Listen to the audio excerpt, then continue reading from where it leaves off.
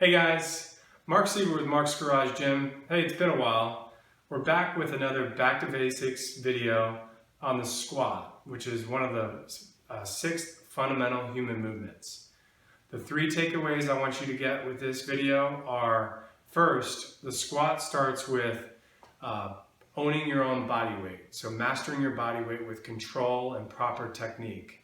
The second thing is range of motion. Getting to 90 degrees, parallel.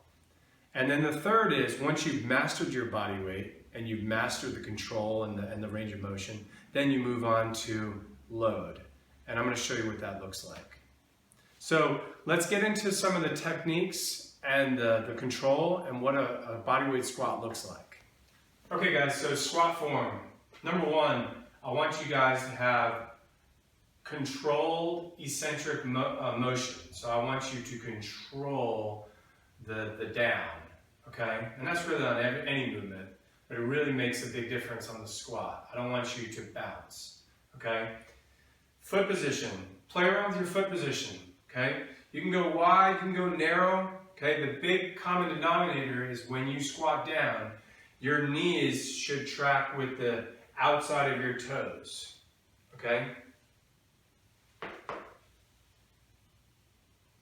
And then the third thing is, when you squat, the first initial movement should take place from your hips. I want you to sit back, okay? The knees should not do this. First movement should be hips back, okay? And then the final thing is range of motion. Standard. Everybody should be able to, or work to, squatting to 90 degrees. Which is here. Okay.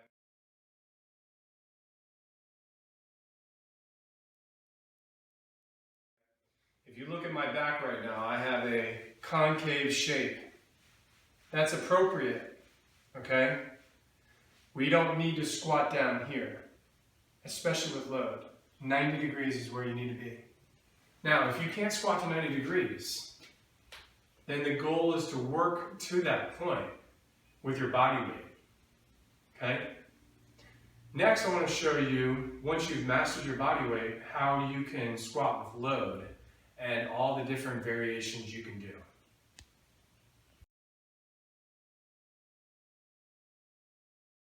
Hey guys, so I'm going to show you the variations of how I progress the loaded squat. First, we're going to use a single dumbbell and we're going to perform a goblet squat.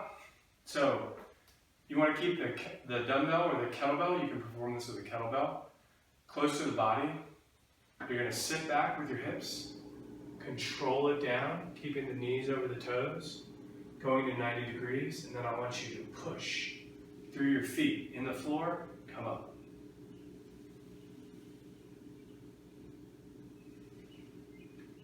Show you from the side.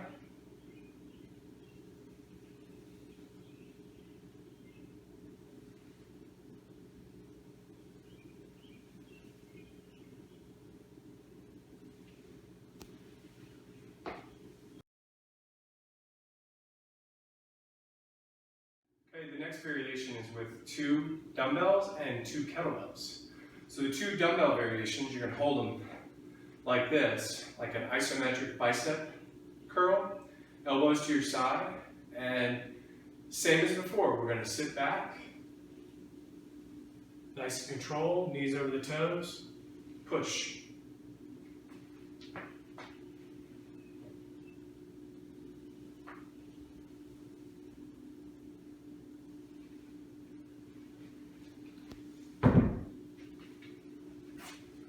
With a pair of kettlebells,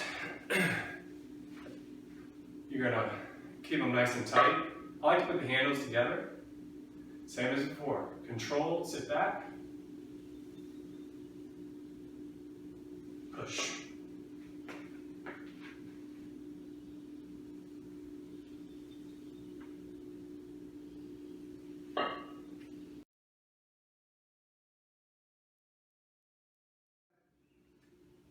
All right guys, moving on to the next progression, we're going to use the wishbone setup here.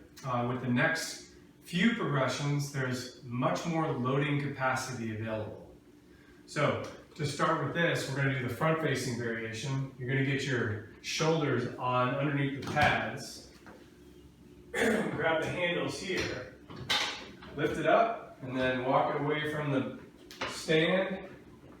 This one you have to get your foot, work on your foot position. It takes a little bit of practice. Feel pretty good right there. And then I'm going to sit back, nice control, 90 degrees, and push.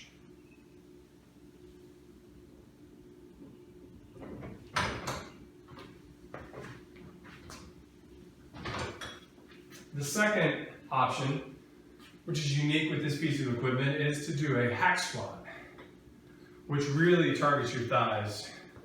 So this one, you're going to come underneath it, and you're going to hold the handles here. So instead of facing it, we're going to face away.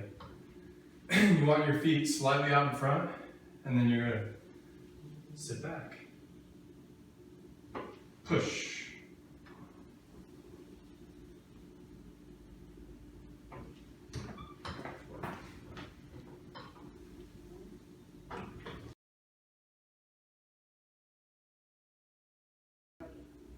Alright guys, next progression is the Zercher squat. And this may be the most applicable squat variation that people can do.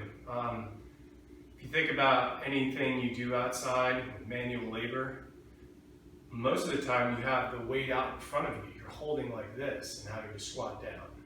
So I'm going to show you what a Zercher squat looks like. First, this is one where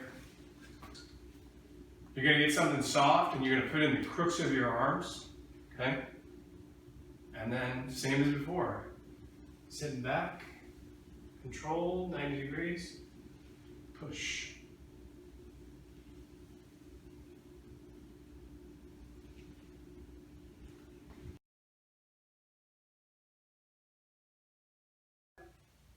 All right guys, the next progression is the front squat using a barbell.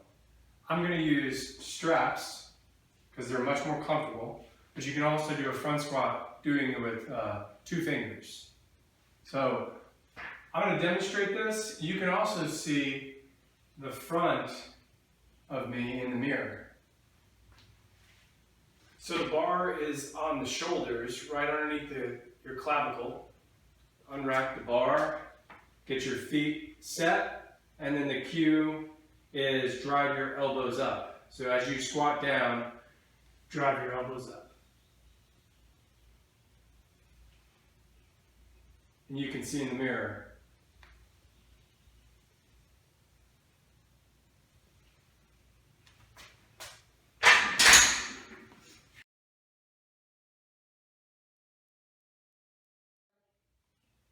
All right, the final progression is the barbell back squat.